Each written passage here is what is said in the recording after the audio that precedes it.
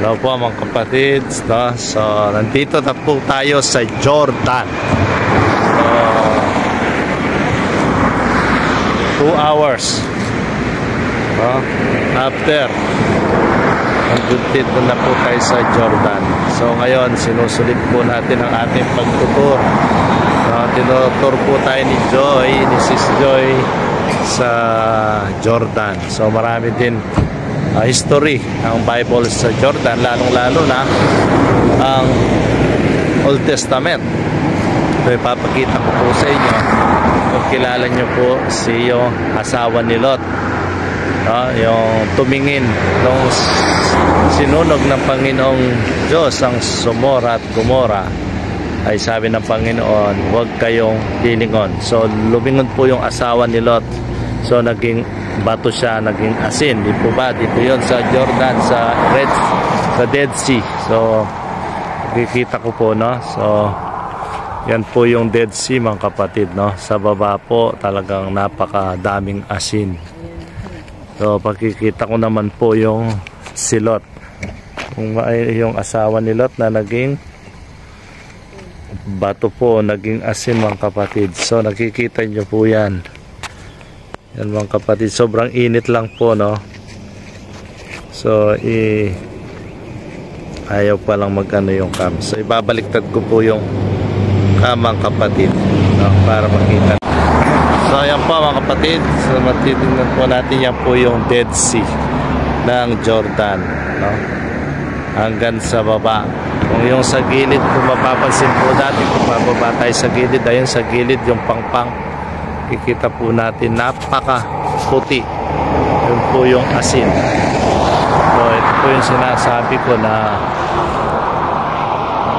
yung statue ng asawa ni Lot, no? Yan po, mapapansin nyo po yan. Yan po pala yan, no? Kahit i-search po natin sa Google, siya po pala yan yung naging asin o yung naging bato. Yan po daw, yan yung sinasabi nila na talagang asawa ni Lot na naging bato o naging asin dahil sa paglingon niya po nung sinusunog ang Sodoma Gomora. So mga kapatid po, napakainit po dito, no? Alas oras na dito, no? So ayan po mga kapatid. Sige po, pupunta naman po tayo sa Dead Sea, sa yung destination natin, yung may pink plate.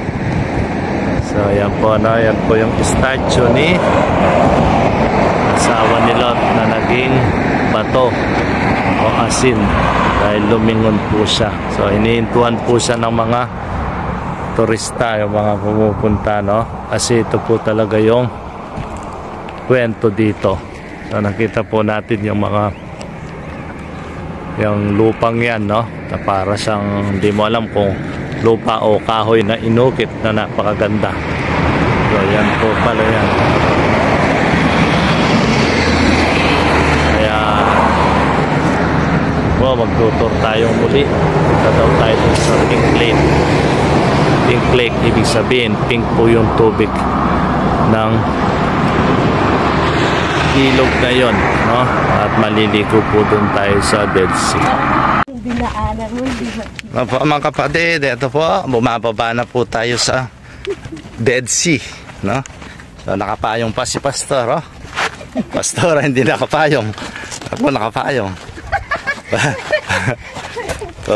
Oh. Pababa po kami, ayan, mara, nauuna po sila, no? Ayan. Mababa po kami sa Dead Sea. So bago po natin mapuntahan yung Dead Sea mga kapatid, so dadaanan muna natin yung Pink Lake na tinatawag. Actually meron pa rin ibang kulay yung lake, no? Green po siya, pero natural na yung kulay ng green sa tubig sa atin kasi yun yung lumot. Pero titingnan natin yung Pink Lake, ay kakaiba, no? Yan po yung pinupuntahan ng mga turista dito, Pink Lake mga kapatid. So diba, tatatag po nila, no? Ay, babaliktad ko po yung All the best. value. Hey, take care. Thank you. Take care too. Thank you. So yan po, nakakasalubong po namin mga iba-ibang mga lahi, mga foreigner.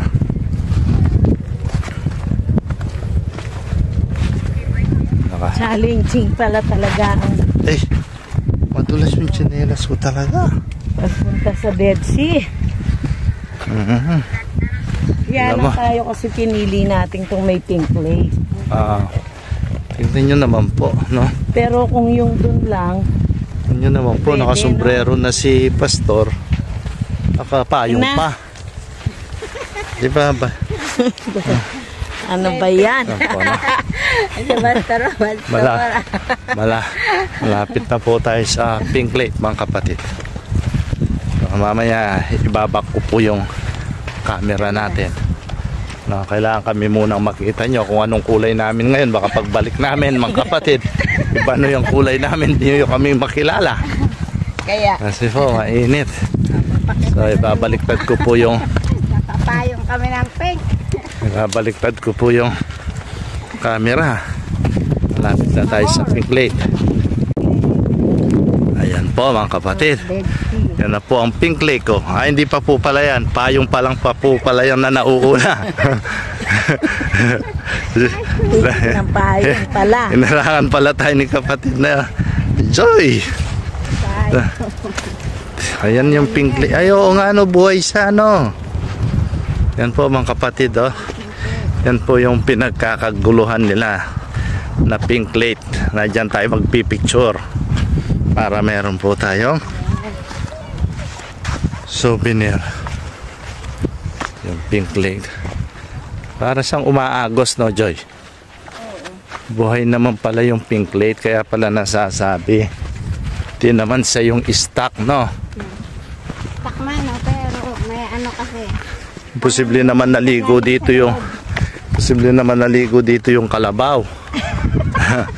Kaya nagganyan ang kulay niyan. Sabi nga nila baka daw binuhusan lang ng ano, jubo. Kaya akala ko nga naglaro ng crepe paper yung mga bata. Dahan-dahan, baka madalas sila.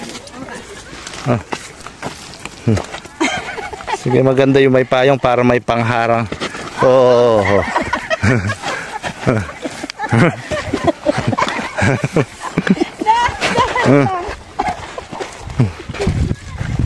Ano ba yan?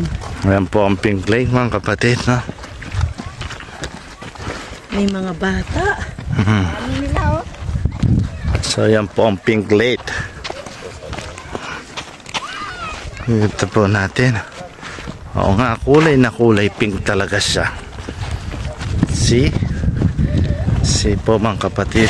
Ay, Ay, madulas yung sinelas ko. Oo nga talaga, pink na pink pala siya, no? Pero ito po yung dark pink. So ito po yung light pink yung sa kabila niya. Kasi may nahahaluan siya ng green. So yung susunod doon na dumarating, light pink po siya.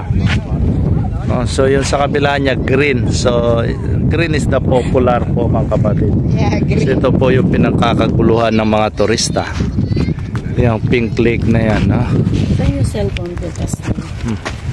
Yun ang Pink Lake na yan, no? naka-green ka din Ayan po, no? Ayan po yung Pink Lake. Medyo may amoy lang, mga kapatid. Kasi dagat nga naman. Ayan po, no? Ano yun po yung mga turista doon na galing na po sila ng Dead Sea. Ito po natin, no? Namula na sila. Tayo kaya? Mapupula ba tayo, mahal ko, o itim? Yan, the light pink and the dark pink lake. Talagang ang kalikasan lang po makakagawa niyan, no? Magdito na ating Panginoong Diyos. Kaya ito naman tayo, mga kapatid, doon sa Dead Sea. Sa kristal yung asin, yung malalaki yung butil. Tama ba? Ayan po mga kapatid, oh. Papansin nyo yung dinadaanan namin. Yan na po yung asin, tumigas na asin, no? Yung puti, no? Nahaluan ng lupa. Yan po asin yan, sobrang tigas, no? Yan po nilalakad papunta po ng Dead Sea. Ayun pa lang yung Dead Sea, oh. Mas maganda po yung asin doon. Ang dami pong pumupunta.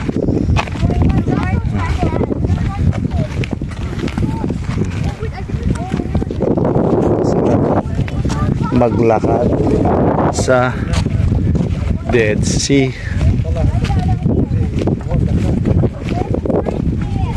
Maapaw yung tubig dito, no, Joy?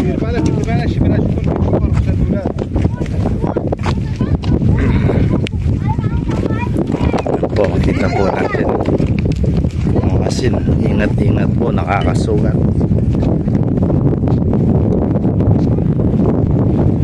Papunta po tayo sa pure salt, na yun talagang kristal, parang pearl, parang diamante, sabi nga.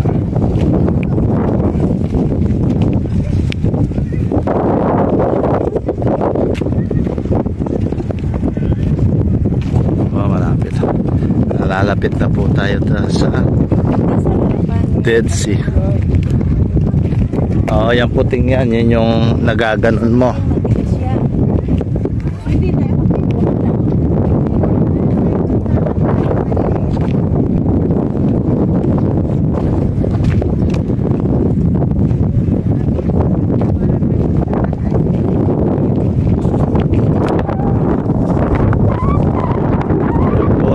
Totally asin na po habang malapit tayo.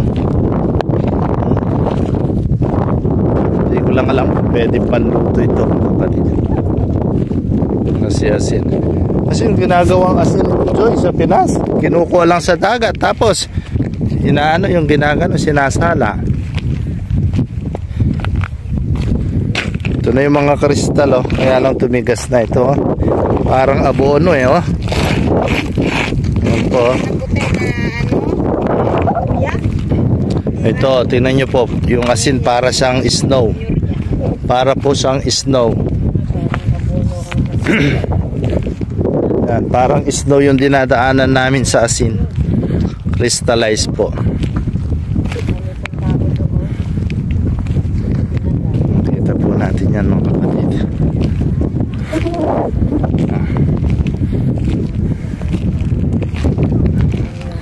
Ayan na, lumalapit na tayo, mga kapatid. Kukuha po kasi tayo ng asin. Ayan, talagang bilog-bilog na parang kristal o diamante. Yun ang target natin dito, mga kapatid.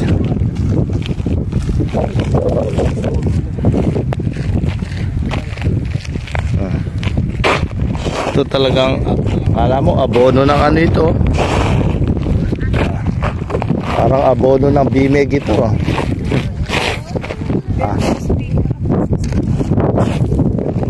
Ha? Ano? Ito parang abono.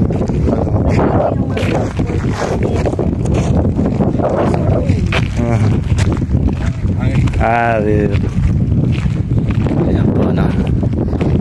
Iba pabalik na, kami papunta pa lang. Sabi nga marami pa kaming kakainin bigas. Po yan.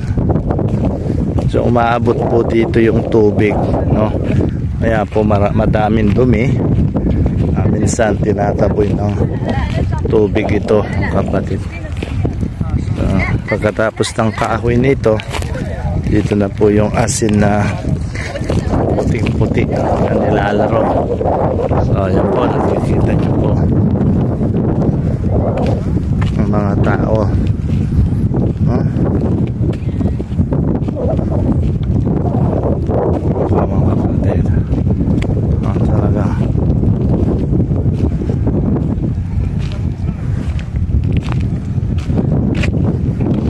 po ito, asin na po talaga ito na sobrang tigas.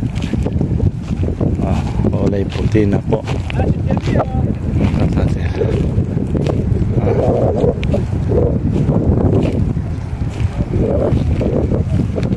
Tingnan nyo po yung mga nakaumbok doon sa tubig, mga kapatid.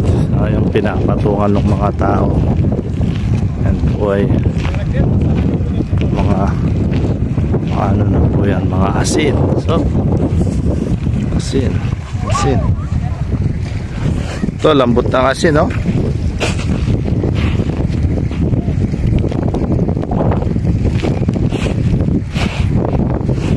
Ito, asin talaga ito, Raksan. Pero yung kay Veronica, ang kapal, no? Ito talagang rock salt ito, oh. Sa kabila doon? Marami doon?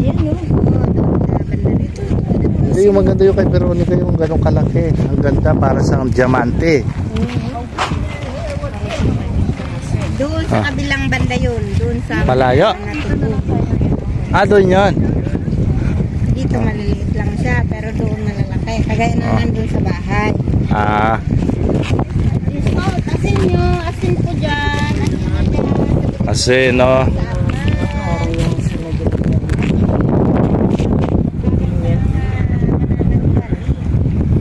Panlaban sa manananggal. So ito pa mga kapatid, panlaban daw sa manananggal. Ayan po. Kita po natin, asin na asin po talaga, no? Talagang ginagamit.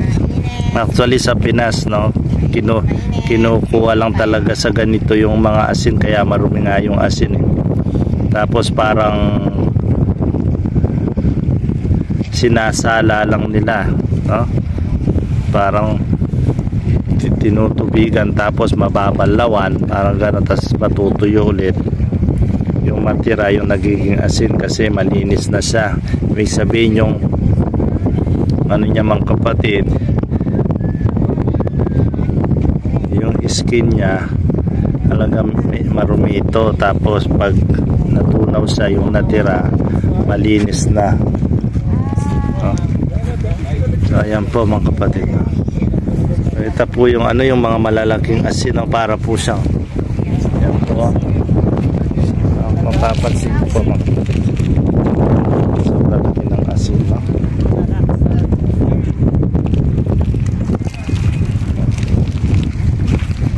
Rock na rock, white salt.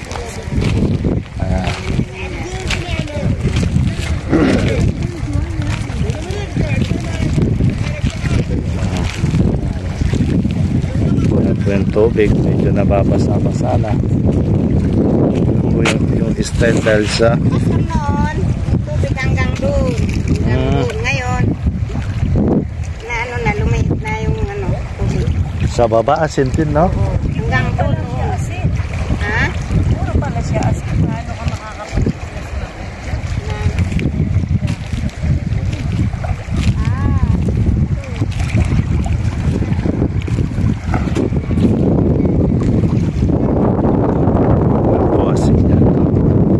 Napakalawak po, puro asin na yan ang kapatid.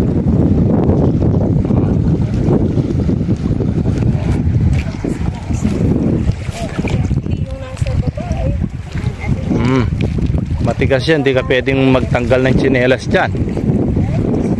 Tikman mo nga yung tubig kung maalat nga. Alat talaga. Nakakalinis, no? Sobrang clean. Yan mga kapatid, ito natin mga kapatid. Malaki lang kasi dito sa lapit sa dagat, na sa bandang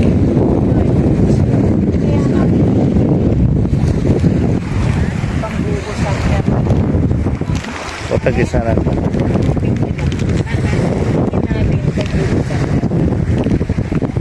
yung gagel ng yan, pansin po natin, no, sa kabilang dako Para sa cauliflower. Para sa... Pwede siguro maligo dito, kulay green, no?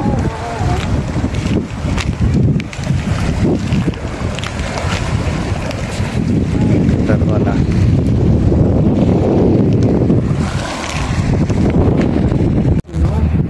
Mga kapatid, so yan po. Isang party ng Dead Sea. So marami po yung mga nagpipiktik dito sa baba. Saka yung para sa rice terraces sa Pilipinas, no? Yung pagka-design niya. Yung puti-puti. Puti-puti niya yung wave niya. So dito natin makukuha yung napakalaking kristal na asin, no? So napakagandang view niya. Kaya ang dami pong nagpupunta. So ang layo na po yan, pero kuha po ng ating cellphone. So lahat pa nakatayo doon, kuha niya po, no? Layo na po yan. So yan. Yan na po. Durok na yun, daming pumunta. So daming pumupunta dito mga kapatid. So ito po natin, kanina pagdaan namin wala pong mga tao. Parang Jeddah rin, habang dumarating yung hapon, dumadami po sila. So kita po natin mga kapatid hanggang sa dulo. So nakasum lamang po yung ating camera. So ayan po. So isang ikot po, no? Para po siyang rice terraces. Yan po yung hinahabol ng lahat. So yan. Ay, tinatanong nila kung paano nila matawagan yung may-ari. Kaya sabi daw nito, hindi kayo pwedeng makatawag. Yung may-ari ng cellphone ang katawag. Para makita niya yung GPS. Pwede naman silang tumawag. Tawag sila sa Yan po, sa gilid niya puro dates. Dami. Siyempre may ano siya, password. Ang dami po, no? GPS yung iPhone. Yan po ang Dead Sea in Jordan. Ito po natin ang pa-sunset. Kaya. Yan po yung sunset. Tara na po. Tara na po mga kapatid. Kaligo na rin.